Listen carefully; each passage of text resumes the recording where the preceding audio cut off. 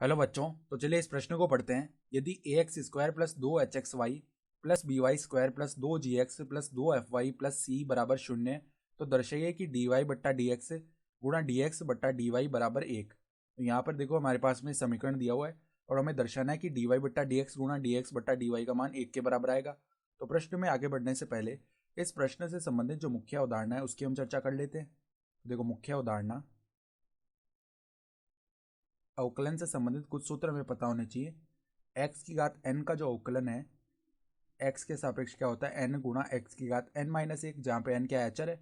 और जब भी ऐसा लिखा होता है देखो यू गुणा वी और इसका मैं अवकलन करना हो जहाँ पर यू और वी दो फलन है, तो हम क्या करते हैं, देखो पहले यू को स्थिर रखा और वी का हमने अवकलन कर दिया, प्लस में देखो वी को स्थिर रखा और फिर हमने यू का अवकलन कर दिया। ठीक है, तो यहाँ पर देखो समीकरण क्या दिया हुआ है, ए एक्स स्क्वायर प्लस में दो एच एक्स वाई प्लस में बी वाई स्क्वायर प्लस में दो जी एक्स प्लस में दो एफ वाई प्लस सी बराबर शून्य। ठीक है, तो पहले तो हम क्या करते हैं, एक्स के सापेक्ष अवकलन करते हैं। तो एक्स के सापेक्ष अवकलन करने पर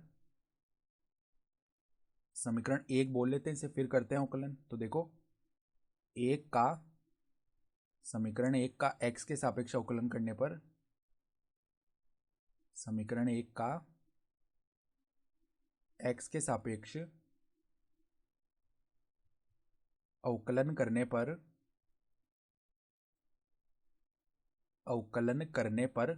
तो पहले तो देखो ए एक्स स्क्वायर लिखा हुआ है तो ए तो अचर है, ये अवकलन के बाहर आ गया। और एक्स स्क्वायर का अवकलन एक्स के सापेक्ष क्या हो जाएगा, ये हो जाएगा दो एक्स, तो दो ए एक्स बन गया। प्लस में देखो दो एच तो अचर है तो ये तो बाहर आ गया। फिर एक्स वाई का अवकलन किस तरीके से होगा, यू गुणा वी की सहायता से। तो पहले तो एक्स को स्थिर रखा और वाई का अवकलन एक्स के सापेक्ष डी वाई बट्टा डी एक्स, प्लस में वाई को स्थिर रखा और एक्स का अवकलन एक्स के सापेक्ष एक हो गया। ठीक है, प्लस में लिखा हुआ बी वाई स्क्वायर, तो बी तो अचर ये बाहर आ गया। फिर वाई स्क्वायर का अवकलन क्या हो जाएगा, एक्स के सापेक्ष दो वाई डी वाई बट्टा डी एक्स। ठीक है, प्लस में देखो दो जी एक्स है तो दो जी अचर हो गया और एक्स का अवकलन एक्स के सापेक्ष एक हो गया। प्लस में देखो दो एफ वाई लिखा हुआ है तो दो एफ तो अचर है और वाई का अवकलन एक्स के सापेक्ष डी वाई बट्टा डी एक्स।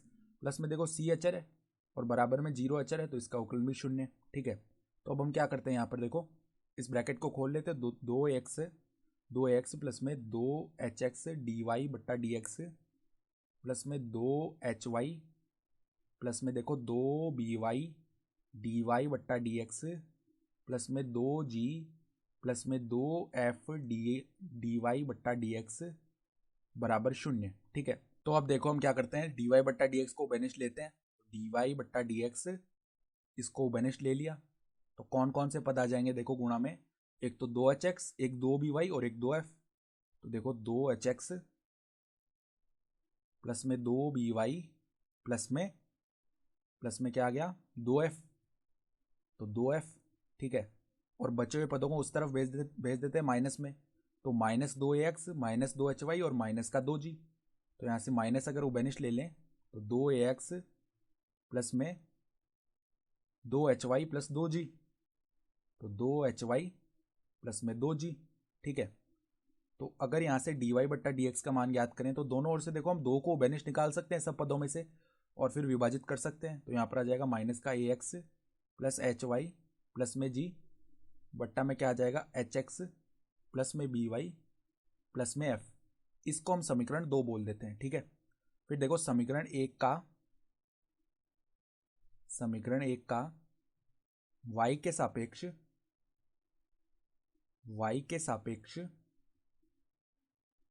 अवकलन करने पर, पहले तो हमने x के सापेक्ष किया था, अब y के सापेक्ष कर रहे हैं, तो y के सापेक्ष अवकलन करने पर क्या बनेगा, तो देखो सबसे पहले ए एक्स स्क्वायर का अवकलन किया y के सापेक्ष, तो a तो बाहर आ गया और एक्स स्क्वायर का अवकलन क्या आ जाएगा, दो एक्स गुणा में डी एक्स बट्टा डी वाई, क्योंकि श्रृंखला नियम से x का पुनः अवकलन होगा y के सापेक्ष। प्लस में देखो दो एच को अचर कर लिया, बाहर हो गया ये तो, फिर एक्स वाई का अवकलन करेंगे y के सापेक्ष, तो पहले x को स्थिर रखा और y का अवकलन y के सापेक्ष एक हो गया, प्लस में y को स्थिर रखा और x का अवकलन y के सापेक्ष dx बट्टा dy आ गया। ठीक है, फिर देखो आगे क्या है, प्लस में बी वाई स्क्वायर है तो इसका अवकलन y के सापेक्ष प्लस में दो बी वाई हो गया। ठीक है, प्लस में दो जी एक्स है तो इसका अवकलन किया तो दो जी डी एक्स बट्टा डी वाई बन जाएगा। ठीक है, y के सापेक्ष कर रहे हैं, प्लस में दो एफ वाई है तो प्लस में 2f आ गया, y का अवकलन y के सापेक्ष 1 हो गया, ठीक है। और प्लस में c है तो प्लस में 0 बराबर में 0, ठीक है। तो अब हम क्या करते हैं, dx बट्टा dy वाले पदों को अलग कर लेते हैं। तो एक तो यहाँ से आ जाएगा 2ax, फिर प्लस में क्या आ जाएगा 2hy, प्लस में क्या आ जाएगा 2g, और बचे हुए पदों को उस तरफ भेजते हैं तो माइनस में क्या आ जाएगा 2hx, ठीक है। फिर यहाँ पर प्लस में 2by, फिर प्लस में 2f। तो अब हम क्या करते हैं, dx बट्टा dy का मान याद करते हैं। तो सभी पदों में से हम 2 को उभयनिष्ठ निकाल के विभाजित कर सकते हैं।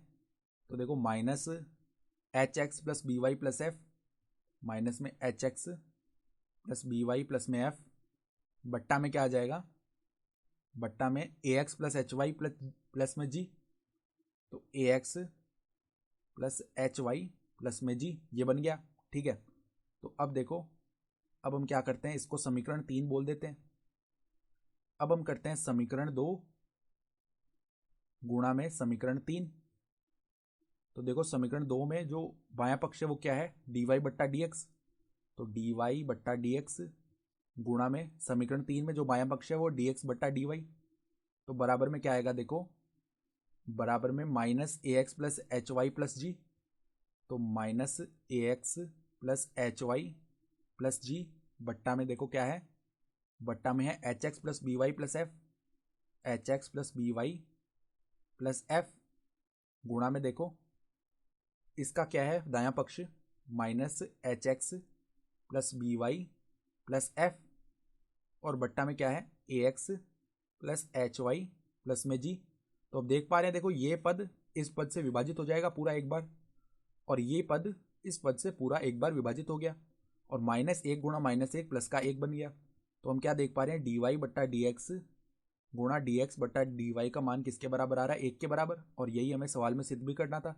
तो हम क्या लिख सकते हैं, इति सिद्धम, अर्थात दी गई उदाहरणा के आधार पर हमने सिद्ध करके दिखा दिया। तो आशा करता हूँ कि आपको ये प्रश्न समझ में आया होगा। धन्यवाद।